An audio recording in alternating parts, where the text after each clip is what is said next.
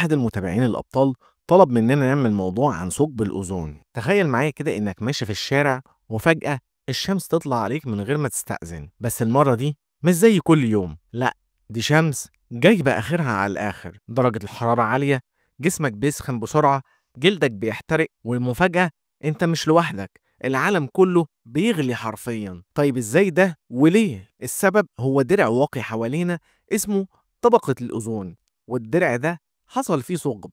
بالمعنى البلدي الدرع ده اتخرم، والنهارده هنتكلم عن ايه هو ثقب الأوزون وحصل ليه وهنعيش ازاي لو اختفى تماما. في الأول خلينا نتكلم عن ايه هي أصلا طبقة الأوزون دي، وعلشان نوصل لك المعلومة، طبقة الأوزون دي زي الشباك السلكي اللي بيركبوه على الشبابيك في الصيف علشان البعوضة ما تدخلش، بس الشباك ده حوالين كوكب الأرض كله، بتتكون من جزيئات اسمها O3، يعني 3 ذرات أكسجين، ومكانها بالظبط في طبقة الاستراتوسفير على ارتفاع من 10 ل 50 كيلو متر فوق راسك بالظبط، ووظيفتها بتفلتر الأشعة الفوق بنفسجية الخطيرة اللي جاية من الشمس.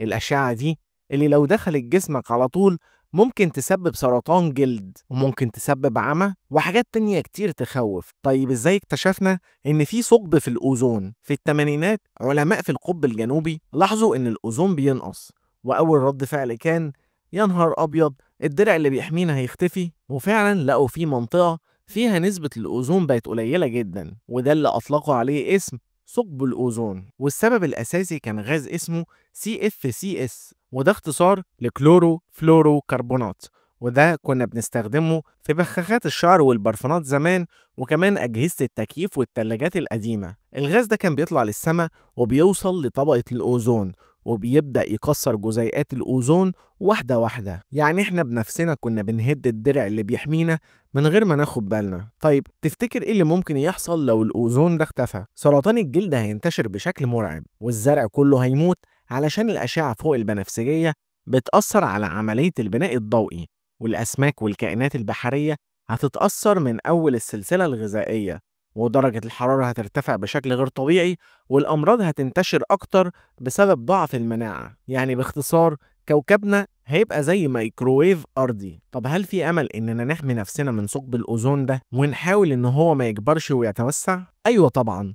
البشر لما فهموا حجم الكارثة حصلت حاجة عظيمة. في سنة 1987 تم توقيع بروتوكول عالمي اسمه بروتوكول مونتريال، وتم فيه منع استخدام CFCS، وبدأنا نلاحظ إن الثقب ده بيصغر بالتدريج. يعني فعلا احنا خربناه بس عرفنا نصلحه، وده شيء يخلينا نتمسك بالأمل. وهنا ممكن نسأل شوية أسئلة ونرد عليها في نفس الوقت، واللي ممكن تخطر في بال أي حد فينا.